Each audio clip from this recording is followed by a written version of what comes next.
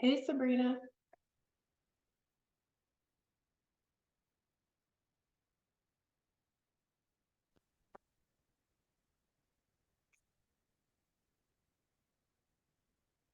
Hey, Sabrina. Hey, Hey, Brittany.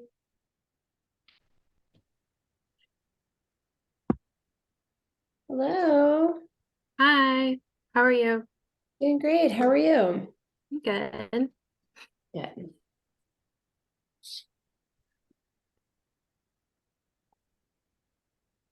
All right, Sabrina. So, Brittany, for your knowledge, and it's nice to meet you. This is Sabrina and I are sort of transitioning some activities. So, this is my first time leading a webinar. So, bear with Okay. me as I ask a few questions.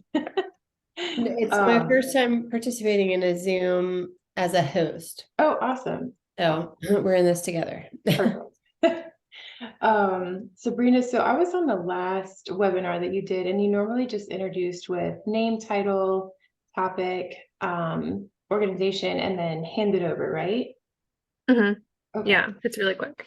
Brittany, is there anything else that you wanted me to say? And is your last name pronounced Averette? Averette. Right. Okay. As executive director of Sylvia's Sisters, our topic being menstrual equity. Is there anything else that you wanted me to mention in the introduction? I don't think so, unless it'd be worthwhile to mention that we were at the conference. I don't know how much of this audience will overlap with conference attendees. Okay. Yeah, definitely It's worth. a lot of attendees in this audience. Great. I don't know if that's worthwhile. I'm sure they'll recognize our name, but Yeah. how All right. many folks generally come to these webinars? 40 to 60. That's great. Another thing we do, Lauren, is usually we'll ask people to send in their name and like their organization, Mhm. where they're coming from in the chat. Okay. But we have to enable the chat. Is that something you have I to, always forget how to do that. is that something you do manually each time? It's something I've always had to do. I think there's a way when you set up a call to do that, but I always have a hard time. Oh wait, I just found it. Okay. I'm going to practice sharing my screen. Is that okay? Yeah. Cool. 1 second. I realize I have a dress on under this shirt, but I realized the place the camera falls probably looks a little too scandalous for webinar land. There we go. My camera's not at the right angle to make people feel comfortable that I have something on under this.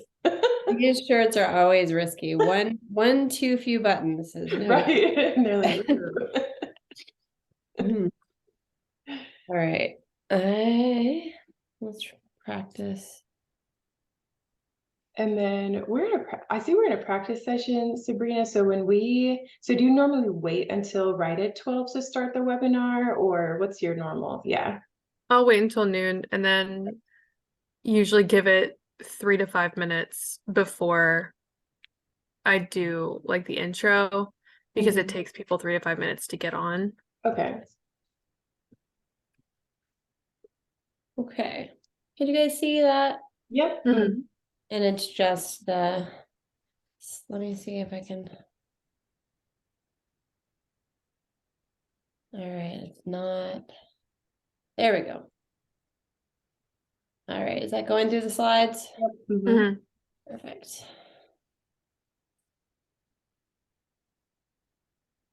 All right. There we go. I'm hoping to keep this. I've never timed this. I've done portions of this and variations of it a lot, but I've never officially timed it. So I'm aiming for like 40 minutes. I think that'd Okay. be, yeah.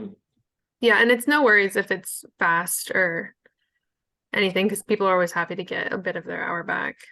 A lot Sure. of people are on lunch when they join these. Cool.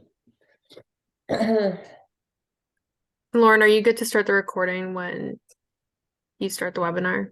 Yes, okay. So, and that was my other question too, I'm making myself notes because if I don't write it down, it doesn't happen. Start the recording. So I'll start the webinar and then start the recording. Mm-hmm. Yeah. And right when you start the webinar is when you can ask people to drop their names and their organizations in the chat. Okay. And you put the recording on the YouTube channel within 48 hours, is that right? Yeah.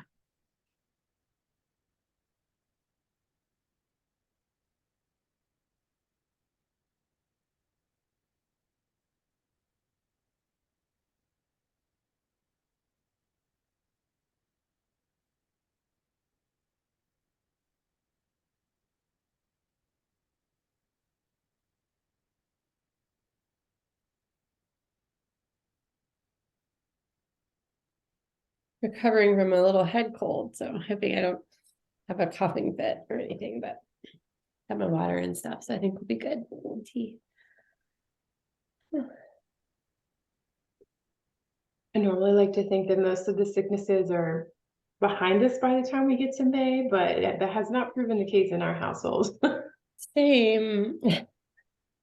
Yep, I got this from my daughter. My son was sick before that. Fun times. My daughter came home Friday. I discovered Saturday the first blister with hand, foot, and mouth disease. No. That's been a good Oh, time. that's the worst one. Yeah, Yeah. that's I'm thankful. I think she had a pretty mild case of it from what I've heard and read, but it was wasn't fun for the first 2 days for sure. How old is she? She's 18 months. Well, actually, she just turned 19 months, May 9th. I gotta get used to saying that. Yeah. Yeah, soon you'll be in years, not months. Yes, yeah. My older daughter's 4, and I'm trying to keep them apart so that we don't share hand, foot, and mouth within the house. That's hard to do. Yeah, yeah. Yeah, that can be a brutal one, especially when they're bottle fed or nursing. Mhm. Still at that Yeah. stage. Yeah. Hey, Shannon. Hi. How are you today?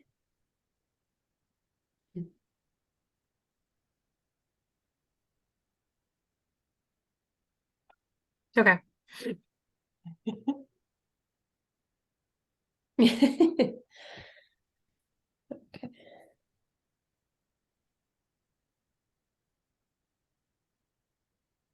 Sorry, y'all. Multitasking to the nth degree today. So we all wore blue today. What is up with that? And then Brittany have wall. So I feel like we're Walls, we coordinate. coordinating. So hi everybody. Hi. All right. Is this distracting? I will put a band-aid on it if it is. If not, I will leave it. You can barely see it. Okay. No. All right. I'm very self-conscious. Sorry, Brittany. I had skin cancer removed last week and I'm goodness. very I'm open, I don't care about it. But I was on a call yesterday and somebody asked me about my Band-Aid and I was like, I don't know that I would have asked somebody about that, but I mean, whatever, I'm open about it. But I just want to make sure this is not. No, you can barely see it. Yeah, you can't And see my it. black eye's almost gone. Yeah. Yay.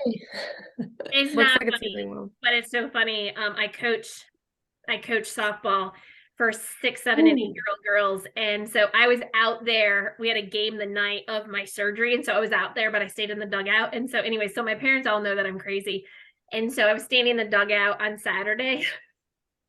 And one of the moms is like, what happened to your face? In my eye, I had the eyeliner really strong and it was really strong on Saturday. And I was like, my husband said that if I didn't listen, he would blacken my other eye too. And some of the parents were like, oh my gosh. and I was like, I'm totally joking. And then I realized that maybe that's not as sensitive. I know my parents, but I was like, maybe that wasn't very funny. But I just everybody takes it so seriously. And I don't know. Just trying to lighten the mood. I was trying to lighten it. But anyway. I mean, when you say skin cancer, it's scary. Yeah. That sounds serious when you say it. So anyways, I'm trying to make light of it. And they always seem to ask when there's kids around. And I haven't even told my own daughter, she doesn't know it's cancer. Just mommy had something on her face that I had to take off. And she keeps saying, why? Why? Like, it was fine. It wasn't that big, but she doesn't know. And so I also don't want to do it to my girls on the team and say, skin cancer, because they know cancer, but they don't know, there's different levels. Anyway, so that's been my week. Sorry, guys. So yes, I'm sporting Sorry about that. it does look better without my awesome. From the Zoom camera, you can't even see it. Yeah, awesome. it's not Yeah. That's so visible. exciting. And then it kind of looks like I have makeup on a little bit. All right, y'all, I'm gonna start this webinar and get this party started. Hold up real quick, Lauren. Are you gonna do the introduction and do everything? I'm just here to. Yeah, if that's Lauren's driving the boat. is handing me the baton today. Phenomenal. All right, here we go.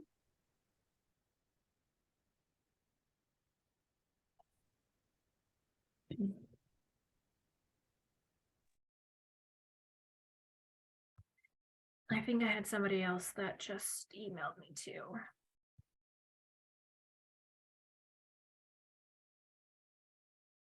All right, welcome everybody. For those that are joining, we'll give everyone just a few minutes to join and then we'll get started.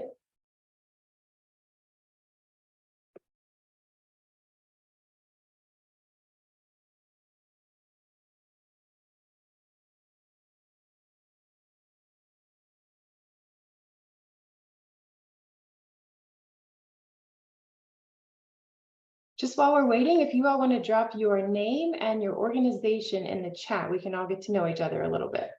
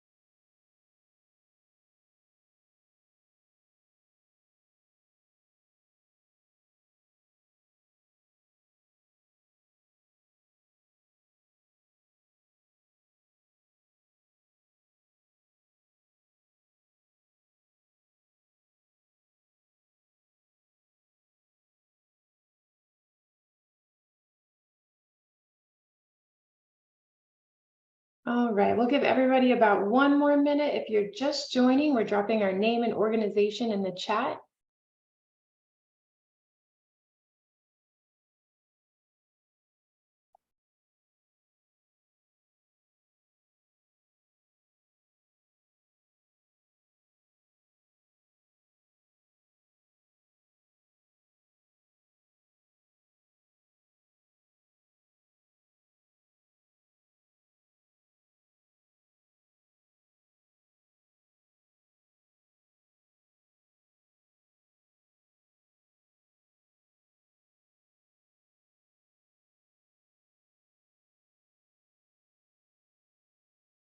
All right, it looks like it's about time for us to get started. So I know I'm a new face to some of you. I'm the communications manager for the Virginia Neonatal Perinatal Collaborative, and I'm sure you all also recognize Sabrina and Shannon with us. And then our guest today is Brittany Averette. She's the executive director of Sylvia's Sisters, and our topic today is menstrual equity. You all may remember, if you attended the VNPC Day of Learning back in March, that Sylvia's Sisters was there. So with that, I'm going to go ahead and turn it over to Brittany. Hi, thank you so much. Let me go ahead and share my screen. Thank you everyone for having me, and particularly to the VNPC for being such wonderful supporters of our mission. My name is Brittany. I'm the director of Sylvia's Sisters. We work to end period poverty in the greater Richmond area. We also do a little work in Uganda. And so I'm going to talk about today what period poverty is, what we're doing to solve it, what menstrual equity looks like, and a few other things. So I'm just going to dive right in. It looks like I'm looking at the chat. Thank you. Oh, there's so many great organizations represented here. So I'm really excited to speak with you today. Core to our mission is the belief that no menstruator should have to miss school or work or daily life activities because they can't safely manage their most basic needs. Not only should they be able to attend work or school or life activities, but they should be able to thrive there. So what is period poverty? Period poverty might be a phrase you're familiar with. It might not be. At its most basic, it is the inability to access or afford menstrual supplies. It is a massive and largely silent issue. 2 out of every 5 menstruators have reported episodes of period poverty in their life. In addition to not being able to afford or access period products, period poverty can encompass a larger group of problems. It is also inadequate access to menstrual and reproductive health education. Whether you get insufficient education in school, you're not able to go to school, or you have no one in your private life to ask questions to. It's inadequate access to gynecological healthcare, having barriers to receiving healthcare, whether that's cost or transportation or general discomfort with the system or fear of the system, which we see a lot in many of our immigrant communities, whether that's discrimination, which we see in a lot of trans or non-binary youth. It's inadequate access to clean water. Water is necessary for menstrual health, to bathe oneself, to clean your reusable menstrual supplies, to ensure your products are clean and your hands are clean, to prevent infections. We don't see this problem as much in the United States, where luckily we do have widespread access to clean water, but it is a big problem internationally.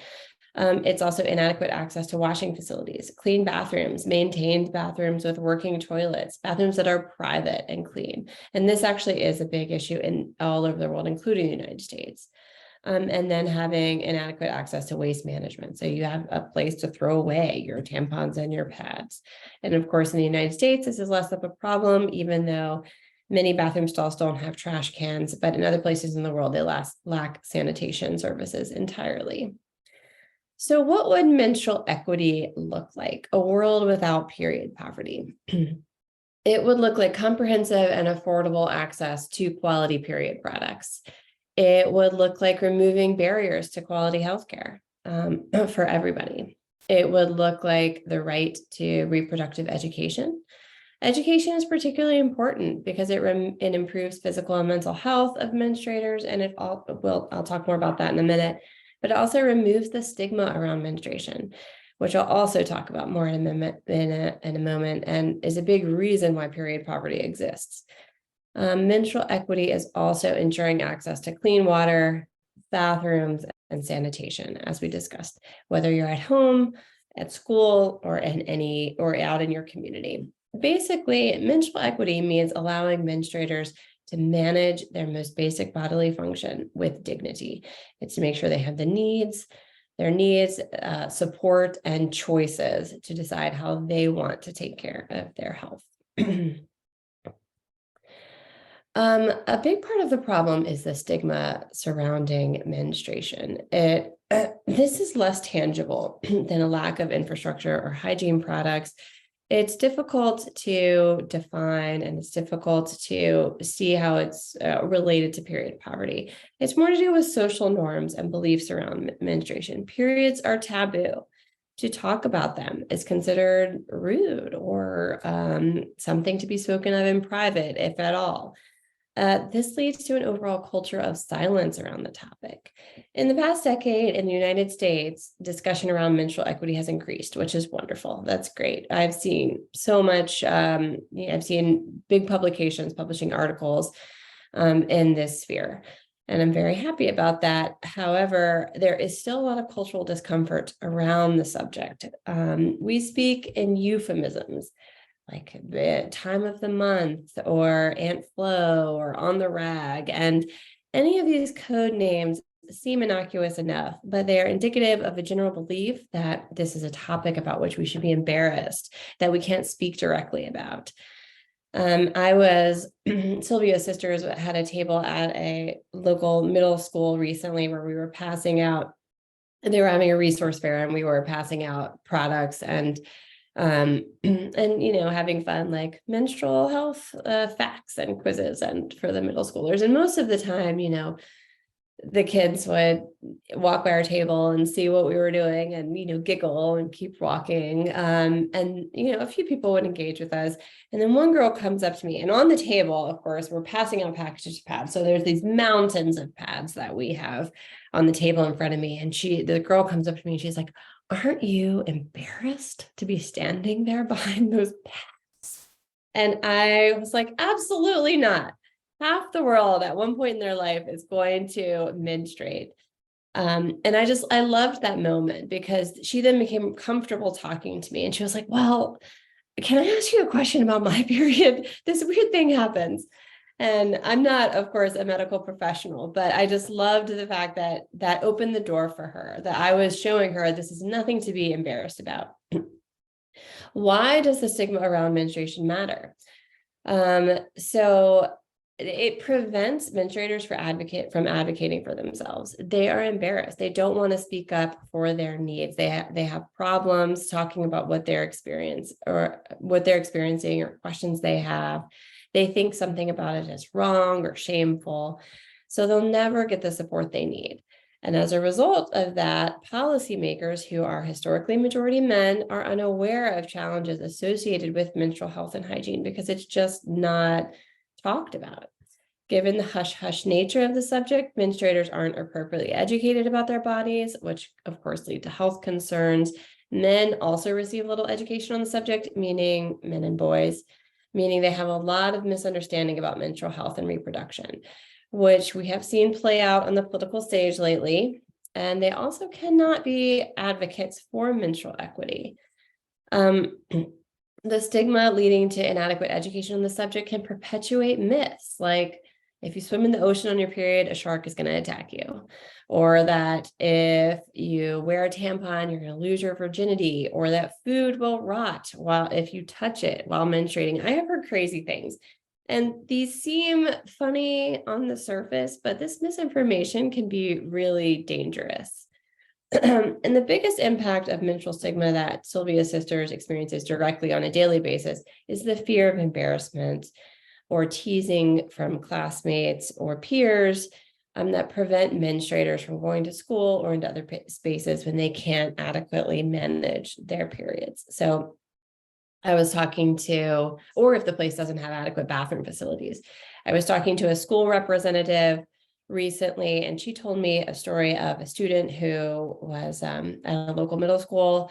He was a great student, got along with her peers, and then one day she just started picking fights, like physical altercations with her classmates. This is very unlike her. They sent her to the counselor. After a discussion, they learned that she had started her period that day, and she had already used the excuse in previous months that she wasn't feeling well, and she was paranoid that people would know that she was on her period if she used it again. And she was also so afraid of having an embarrassing accident and wasn't aware that period products were available at her school. So she was trying to get sent home. She was acting out to try to get sent home as instead of risking embarrassment. Internationally, of course, the stigma surrounding menstruation is much worse than the United States. Women are considered impure when they're on their periods. They're excluded from participating in everyday activities or entering certain spaces. They can be actively abused during their period. The stigma just generally serves to entrench the lower social status of women and girls in many places. So there are things that we can do on a systemic and policy level that help period poverty. I'm going to talk really quickly about where we stand. What are the current policies in place that impact these issues? So there are no federal aid programs right now that you can use to access or to buy period products. You can't use food stamps. You can't use WIC assistance. You can't use any Medicaid, any assistance program to purchase these products. In 2019, Sylvia's sisters and other organizations led by our founder, Jennifer Taylor, petitioned state legislature to require free period products in public school bathrooms. They were successful. The bill passed in 2020, so schools are required to provide period products in bathrooms. However, it is an unfunded mandate. and it is impossible to enforce. Schools simply don't have the budget. So the state said, you have to do this. The school said, we can't afford it. And then that was the end of it. Many school districts are. Chesterfield County, for instance, where I'm sitting right now in Chesterfield County, they do have dispensers in most of their bathrooms. And they also have a backup supply with the school nurse. We still often provide products to these schools for them to give, for a lot of the Title I and lower income schools have pantries that they provide, foodstuffs and other hygiene products. We will stock those in case students need to take some extra supplies home for their families or for the summer months. Richmond City does not have period products in schools. We have offered to help them with that endeavor and have been told that essentially this problem is not, they have more problems that are bigger. They said they don't have custodial staff to fill any dispensers that might be in the bathrooms. They don't even have enough teachers or administrators. So we have approached Richmond City. We provide many products to these schools. So, they do have products through the school nurses or the counselors or the communities and schools representatives, but they don't through thanks to us, but they and that is limited because the school has to realize we exist and take the time to request products from us. So it's not an automated thing. But so they are not, the Richmond City cannot comply with the state mandate. In January of this year, the state tax was removed on period products, which is great. Yay. Until that point, period products had not been included in the list of basic needs. So it was still taxed. Even though the state tax was removed, localities can still put a small tax on period products. Hygiene products for incarcerated administrators is a big problem. They're often forced to purchase them from the commissary. They are often withheld by guards as a form of punishment, or they only get a certain number of products each month and it's insufficient. Virginia did pass a law to address this in 2018.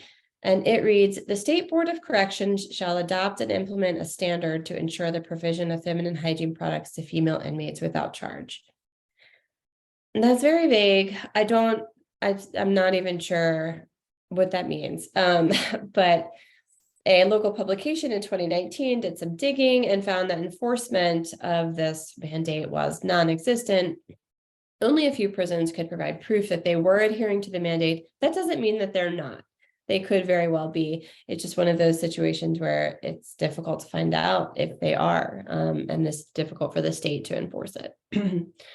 Federally, the CARES Act during COVID started allowing administrators to purchase menstrual products with their flexible savings account or their health savings account, which was great. And I think paves the way for expanding access through other federal aid programs.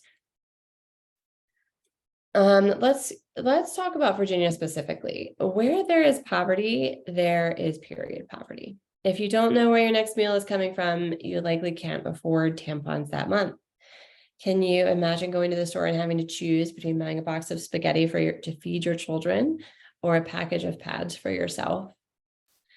In Virginia, there are approximately 1.8 million women and girls between the ages of 12 and 44, which is average menstruating age. 1 in 8 of those Virginians live below the federal poverty limit, which is $23,000 for a family of 3. However, 40% of Virginians are considered low income, which is $52,000 annual income for a family of 3, which is nearly 750,000 women and girls of menstruating age. The cost of pads and tampons have skyrocketed, as I'm sure many of you have noticed, thanks to post-pandemic inflation. These are some quotes from news articles that ran last year after the cost of tampons had increased by almost 10% in a matter of months. The request we have seen this, Sylvia sisters, just given the number of requests we have received for our services. For instance, from January to the end of April last year, we distributed 23,000 period products. This January through April, we've distributed over 66,000 products. We are struggling to keep up with demand. So let's talk about the consequences of period poverty. What does it mean for your life if you can't afford a pad? A recent U-by-Kotek study showed that over 1/3 of menstruators will miss work, events, or appointments due to a lack of period products. Another study done in Milwaukee reported 64% of their population had trouble purchasing period products at some point over the course of a year. Not being able to afford period products means a menstruator experiencing period poverty is restricted in their movement and ambition. They can't participate in daily life. Inability to consistently attend work leads to a loss of income or even unemployment. Last year, we don't often work with individuals. We work mostly with other partners, and I'll explain that in a little bit, but we do occasionally have individuals contact us for products. Last year, we had someone call. They had recently experienced a miscarriage. They were bleeding heavily. They could not afford pads. And if they missed, she was a waitress at a local restaurant. If she missed another shift, she was going to get fired. So we drove to deliver her personally a few packages of pads so that she could continue to be employed. The same U-by-Kotek study revealed that period poverty disproportionately affects Black and Hispanic communities. 23 and 24% respectively struggle to afford period products versus 8% of white respondents. People who are homeless or incarcerated are also at high risk. It is appalling that a normal bodily function would interrupt a girl's access to school, but that is indeed the case. That same study showed that 1 in 4 girls will miss school because they don't have period products. And this is one of the main drivers of our mission at Sylvia Sisters. We aim to keep girls in school. Chronic absenteeism has severe economic costs on their lives long-term. A University of California study showed that 38% of girls stated they cannot consistently do their best work due to a lack of access to period products. So low performance and low attendance can lead to lower graduation rates. Lower graduation rates are associated with early marriage and early pregnancy and the perpetuation of generational poverty. A couple months ago, we had a mother call us whose daughter was 12 and had started her very first period. And the mother was 2 or 3 days away from getting her paycheck and wasn't able to afford it. And the girl would not be able to attend school the next day unless we were able to provide them to her that afternoon. So again, we drove to her house and made sure that her daughter had period products to go to school the next day. And the mother was so appreciative. She cried and hugged me. I was so glad that we could do that for her. And I just hated that she was in that situation. Period poverty also has impacts on physical health. So the U-by-Kotek study showed that menstruators experiencing period poverty stretch product usage beyond acceptable recommendations, which is, of course, changing your pad or tampon every 4 to 8 hours. 35% of menstruators have used inappropriate substitutes. So, of course, rags, washcloths, toilet paper, paper towels. But we've also heard things from students like stuffed animal stuffing, bread, socks, things that they use to get by. Both of these behaviors, of course, can cause infection, which can lead to infertility or birth complications. And many of these communities don't have access to quality health care. It also has consequences on your mental health. There's a strong correlation with poor mental health and period poverty. There is something particularly demoralizing about not being able to take care of your most basic needs or your daughter's most basic need. A George Mason study in 2021 showed that 68% of women experiencing period poverty also have symptoms consistent with moderate to severe depression. Sylvia Sisters ran a study in 2020 of some of our recipients. When asked how they felt without period products, we received answers like ashamed and embarrassed. When we provided these supplies, they claimed they could be a better person, wife, mother, daughter, provider, be productive, and be myself. So what do we do? I'm sorry, I'm recovering from a cold, everybody. I apologize. Sylvia Sisters provides period product kits to schools and organizations, nonprofit organizations in the greater Richmond area. We buy products in bulk thanks to our partnership we have with the Alliance for Period Supplies, which is a subsidiary of the National Diaper Bank Network. we can buy directly from McKesson. Then we, of course, get a lot of donations too. We package these products into kits. The kit that you see in the middle picture is, it has 20 products in it, a combination of pads, tampons, and liners. That's enough to last one menstruator for 1 month. And we deliver those kits to organizations that work with low-income populations, like women's shelters, food pantries, organizations that work with formerly incarcerated, mental health institutions, community centers, homeless shelters, and more than anything, schools. The kits are strategically designed. We want to give menstruators a sense of dignity as well as period products. So we want to make them look neat and well packaged, like something you'd buy from a store. They're flat and discreet and can easily slip into backpacks or purses. We also attend resource fairs and food distribution events. We hand out just not our kits, but just packages of pads, so they're easily recognizable in this format. We have recruited Spanish-speaking volunteers to help with these events, and we have been told that women show up to these events because they've heard we were going to be there and they needed supplies. Our partners are critical to our success. So both donor partners and recipient partners. On the donor side, we have product and financial drives. We have kit packing parties, which is pictured on the left there. And then on the recipient side, the schools and nonprofits that we deliver to that distribute our products. This is the way that we get products into the hands of the people that need them. We advocate for menstruators in need to these partners who then become advocates themselves. So many organizations that we approach or schools say, oh my gosh, I never even thought of that. Thank you for bringing this to our attention. And then they start providing these products and services to their clients through us. We're happy to provide them. It can be as simple as providing pads and tampons in their bathrooms. I want to talk very briefly about our work in Uganda. Internationally, the problem, we were founded in Uganda, and internationally the problem is worse. The stigma is worse. The poverty is worse. The numbers on the screen are for Uganda from an organization we work with called Wash United. Estimated that 65% of Ugandans are unable to meet their menstrual health need, and over 40% don't have access to water. The community we work with in Uganda has no access to water outside of what is provided by Mother Nature in creeks or boreholes. So that's Sylvia in the pink dress, our namesake. She and Jennifer Taylor, who is the woman on the right, founded Sylvia Sisters because girls in Uganda were unable to attend school when they were on their periods because schools don't have bathrooms and they don't have period products. Jennifer mobilized, she started Sylvia Sisters by mobilizing an army of women to sew reusable pads and send them to these Ugandan girls in this community. That proved unsustainable because shipping is so expensive.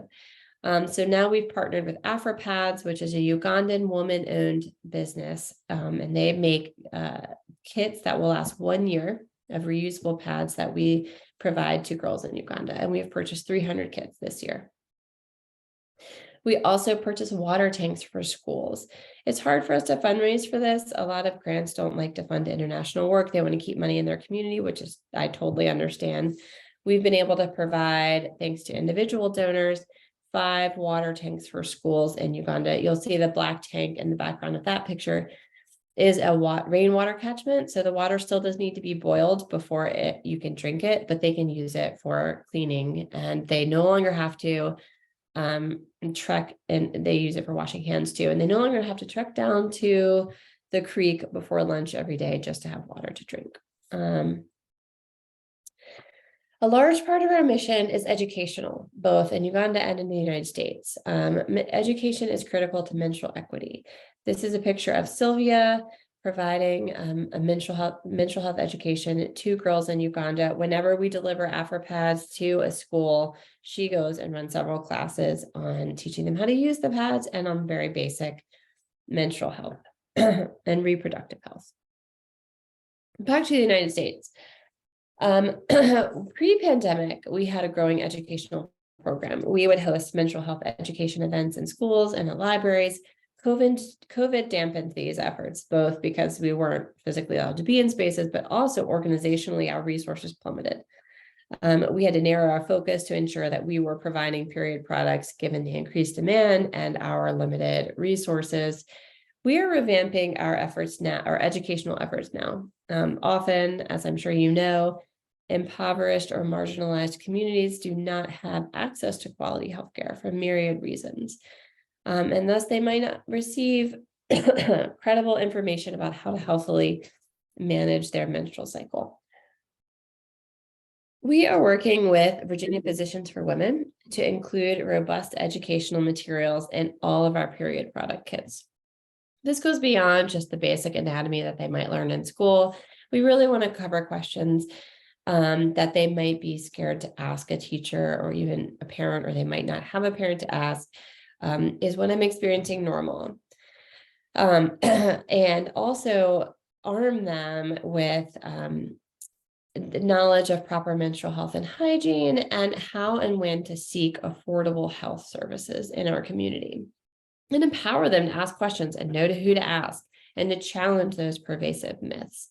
And we're hoping this educational program will reduce risky behaviors like wearing products too long or using substitute products, and will also fight the shame and stigma associated with menstruation.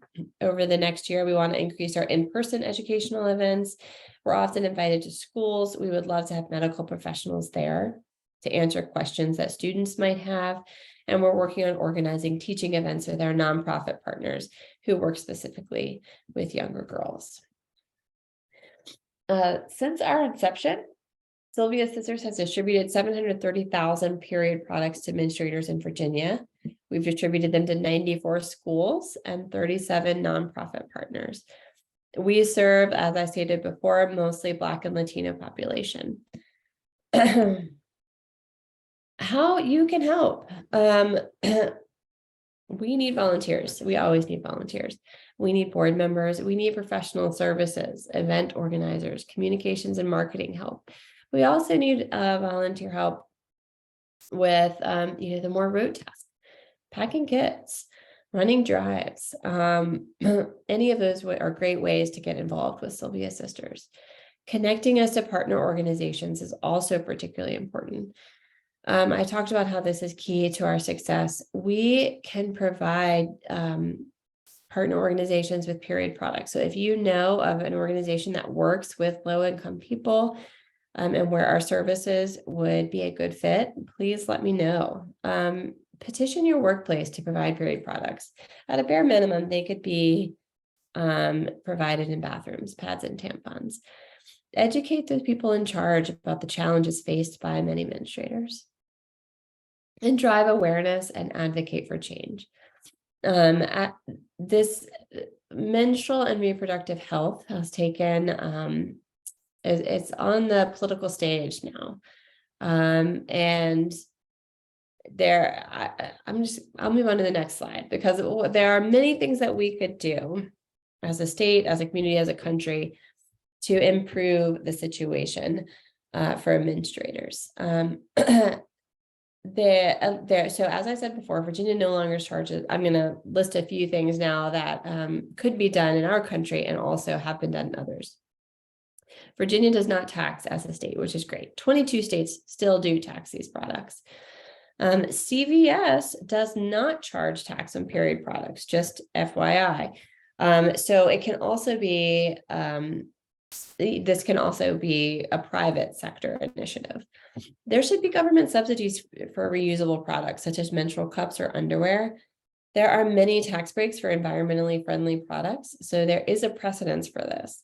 It would go a long way to solving period poverty and to help market these goods as sustainable alternatives to disposable pads and tampons. Period products should be free and standard in all public restrooms, schools, government buildings, parks, etc. It should be as standard as toilet paper and paper towels and running water. You would think this was a no-brainer, but Idaho, for instance, their legislature just revoked a mandate to provide pads and tampons in school bathrooms because certain legislators called period poverty a woke term. And so they are no longer providing those products in schools. Period products should also be standard in places with high concentration of marginalized or low-income communities, such as prisons, homeless shelters, and healthcare facilities. Federal aid programs like SNAP, WIC, Medicaid should cover the cost of period products, and they should increase their benefits accordingly. And like I said before, I think the COVID CARES Act really paves the way for this.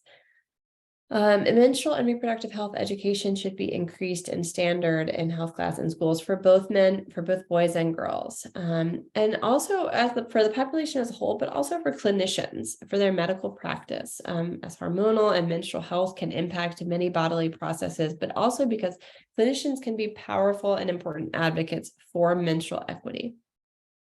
Education breaks taboos. It breaks the culture of silence. Again, you'd think this educational topic was kind of a no-brainer and we'd be moving forward with this, but I'm sure you've all heard the news coming out of Florida about how they're really very strictly limiting their menstrual health education in schools. We should increase funding for research. There is such a limited understanding of menstruation and also of period poverty. Research on a social scale. How is this really affecting the population? The studies I have referenced in this slideshow are small and very local. And I would love something larger and more scientific to reference. Menstruation as a vital sign would be important in clinical practice. In 2020, the American College of Obstetricians and Gynecologists reaffirmed a recommendation that menstruation be considered a vital sign and be assessed at all of your well visits and regularly for every menstruating person. There's more. Scotland has recently said that all period products are free. I don't know if you saw those headlines. That happened this year. They're the first country to say nationwide period products are free everywhere. They're federally subsidized. Many other countries provide them federally in schools. New Zealand, Kenya are two examples. There's also menstrual-friendly workplace policies that can be enacted. Spain recently enacted something called menstrual leave, where you can, you're not penalized for taking time off work if you're experiencing menstrual symptoms, and it doesn't count against your sick leave. Having adequate facilities at work should also be in a bare minimum. So those are some of the larger social policies that would really go a long way towards establishing menstrual equity. And that's all I have. Thank you so much for listening. I would be happy to answer any questions that anyone might have about the information that I've talked about here. All right. Thank you so much, Brittany. That was really valuable information, really important work. I know I learned things. So if you all have any questions now, it's a great time to drop them in the chat. We'll, of course, stay on for a little while to have discussion, answer questions. I see a question here from Karen. She's asked, what's your range of outreach? Is it only Central Virginia? Sure.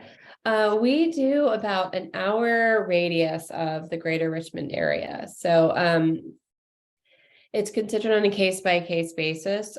We do want to expand our reach, and we're running a few pilot programs starting in the fall to try and do that. But we will deliver within an hour radius. We can also ship products. So we have done that to the Tidewater region and some other rural areas. Thank you. And there's also a question from Teresa. She said, who would we contact if we want to volunteer? Sure. You can go to our website, sylviasisters.org, and there is a form on there you can fill out to volunteer, or you can reach me at Brittany A, BRITTANYA at sylviasisters.org, and that's my direct email. And Allie has asked, do you have an Amazon donation link you can share? Yes, let me copy that. Awesome. And while you're pulling that, you'll have great engagement today. Roxanne has said, I currently make sustainable menstrual hygiene products for women in my area. Is that something you're also providing? We are not. We have found that we can't, it's difficult to, first of all, they're not marketed as they're just not as popular as disposable products. People aren't comfortable with them, and we would have to provide education on how to use them, how to properly wash them. We also can't necessarily guarantee that they will have access to washing facilities, a washing machine, a place to hang them to dry. Many of the populations we work with have to use public restrooms at parks, and they're just inadequate. So it is not something that we have provide on a regular basis. No. And we have another question. How do we initiate a volunteer packing party? That's a great idea. We have resources on our website that will tell you how to get started with a kit packing party. We often, if you're local, reach out to me, and we like to send a Sylvia Sisters volunteer to each kit packing party, just to bring this. We can, so there's two ways to go about this. You can run a drive where you collect supplies yourself, but we also have labels that we provide, and we can provide you with the bags to pack the kits in. We work with a domestic abuse shelter that runs a hotline in English and in Spanish, and we include that information in all of our kits so we can provide those materials to you as well. So I would say reach out to us. There are instructions on our website, but always start a conversation, or I like to start a conversation first, because we can help you.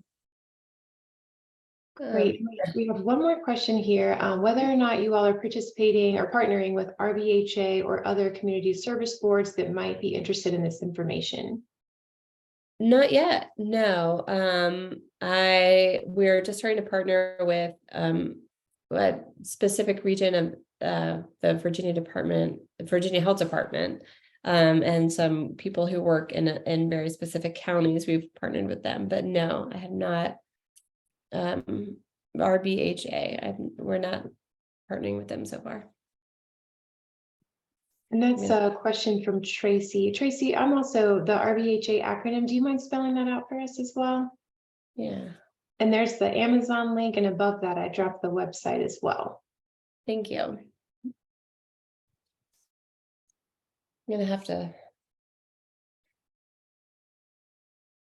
Richmond Behavioral Health Authority. Thank you. Thank you. I'll reach out to them. Any other questions or comments before we wrap up today? Teresa says she can't see the Amazon link. Let's see. Oh, I'm sorry. 1 second. It was defaulting to send it to host and panelists only. So there, that should be going to everybody. We are also, sometimes we host Sylvia Sisters sponsored kit packing parties. So if you sign up for our email list, or via our website, or if you submit a volunteer form via our website, we'll let you know when we're hosting a kit packing party. That we rent a big space, we bring a ton of supplies. It's fun, and we do a lot of good work for the community. All right, I think those are all our questions for now. I'll go ahead and stop the recording.